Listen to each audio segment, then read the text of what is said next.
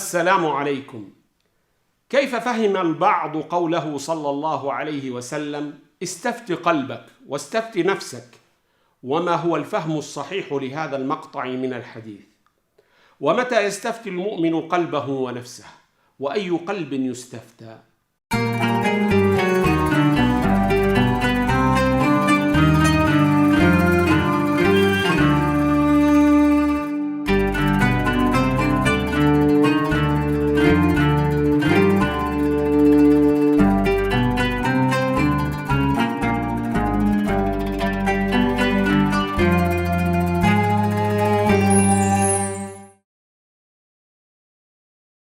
لا بد أن نضع مقطع الحديث في سياقه، فتجزيء النصوص يؤدي في غالب الأحيان إلى إساءة فهمها.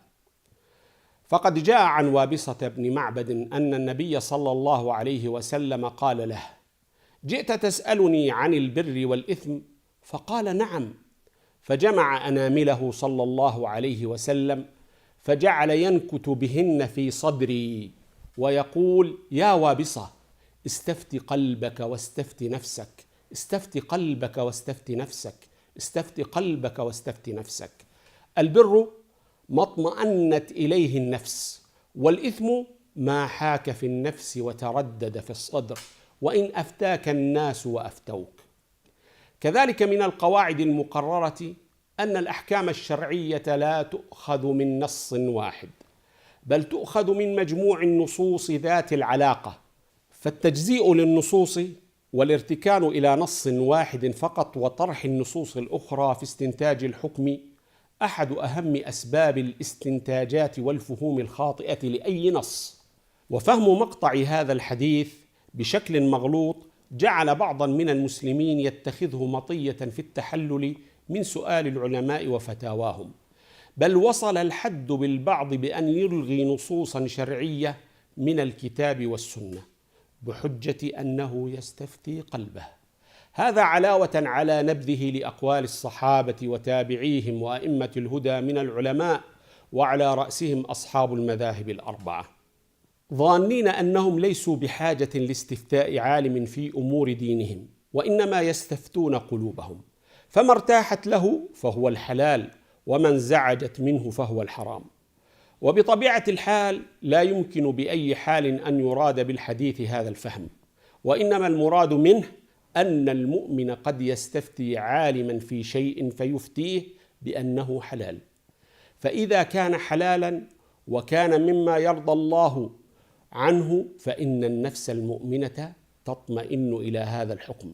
وأما إذا كان فيه حرام أو شبهة فهذا يقع في النفس منه عدم طمأنينة وحرج شديد من فعله، فهنا عليه أن يتركه عملا بما دل عليه قلبه السليم. كما في تتمة الحديث: البر ما اطمأنت إليه النفس، والإثم ما حاك في النفس وتردد في الصدر، وإن أفتاك الناس وأفتوك. إذن متى نطبق هذا المقطع من الحديث؟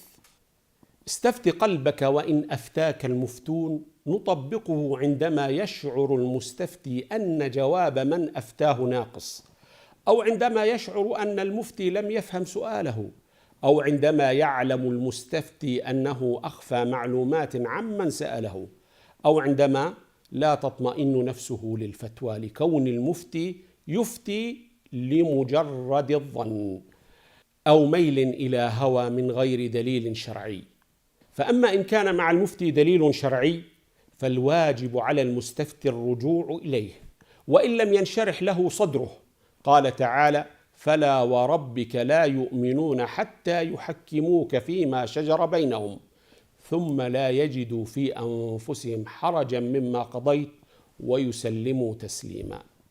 وقد كان النبي صلى الله عليه وسلم أحيانا يأمر الصحابة بما لا تنشرح به صدورهم فيمتنعون عن فعله، فيغضب صلى الله عليه وسلم من ذلك، كما أمر الصحابة رضوان الله عليهم بفسخ الحج إلى العمرة فكرهه من كرهه منهم، وكما أمرهم بنحر هديهم والتحلل من عمرة الحديبية فكرهوه، وكرهوا مفاوضته لقريش على أن يرجع من عامه، وعلى أن من أتاه منهم يرده إليهم. ثم إن هذا التصرف ليس لكل قلب، ولكن لمن كان يملك قلبا مثل قلب الصحابي الجليل وابصة رضي الله عنه، الذي أخبره النبي صلى الله عليه وسلم بذلك. فالذي يستفتي قلبه ويعمل بما أفتاه به هو صاحب القلب السليم. أما الذين قست قلوبهم فهؤلاء لا يبالون أصلا، بل ربما يتبجحون بفعل المنكر والإثم. فالكلام هنا ليس عاما لكل أحد، بل هو خاص لمن كان قلبه سليما طاهرا نقيا، فإنه إذا هم بإثم وإن لم يعلم أنه إثم من قبل الشرع تجده مترددا، يجد حزازة في قلبه ويكره أن يطلع الناس عليه، فهذا علامة على الإثم في قلب المؤمن. قال أبو العباس القرطبي رحمه الله تعالى: هذا إنما يصح ممن نور الله قلبه بالعلم وزين جوارحه بالورع، بحيث يجد للشبهة أثرا في قلبه، كما يحكى عن كثير من سلف هذه الأمة: فرب قلب موسوس ينفي كل شيء، ورب متساهل يطير إلى كل شيء. فلا اعتبار بهذين القلبين، وإنما الاعتبار بقلب العالم الموفق لدقائق الأحوال، فهو المحك الذي يمتحن به حقائق الأمور. فلا بد من وجود الورع عن الوقوع في الشبهات والحرام عند المستفتي.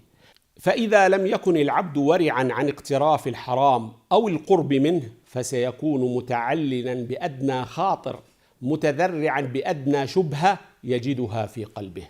فقلب المؤمن ينظر بنور الله إذا كان قوي الإيمان، وهذا هو المأمور بهذا البيان. كذلك لا بد مع سلامة القلب وطهارته أن يكون المستفتي لقلبه ولنفسه يملك من أصول العلم والفهم ما يستطيع أن يميز به ذلك، لأن الميزان والمعيار هو العلم لا الهوى، والعلم هو المحك والاعتبار. كذلك استفتاء القلب إنما هو مقيد بالمسائل الاجتهادية التي يسوغ فيها الخلاف بين العلماء. وأما ما جاء فيه النص الصريح من الكتاب أو السنة أو الإجماع، فليس للمؤمن إلا طاعة الله سبحانه وتعالى وطاعة رسوله صلى الله عليه وسلم، ولا محل حينئذ لاستفتاء القلب. قال تعالى: وما كان لمؤمن ولا مؤمنة إذا قضى الله ورسوله أمرا أن يكون لهم الخيرة من أمرهم. فالحذر الحذر من أن يكون سيرنا إلى الله على جهالة، تحت ظنون في فهم النصوص الشرعية نعتقد أنها صحيحة، بل نعتقد أنها المنهج. والسلام عليكم.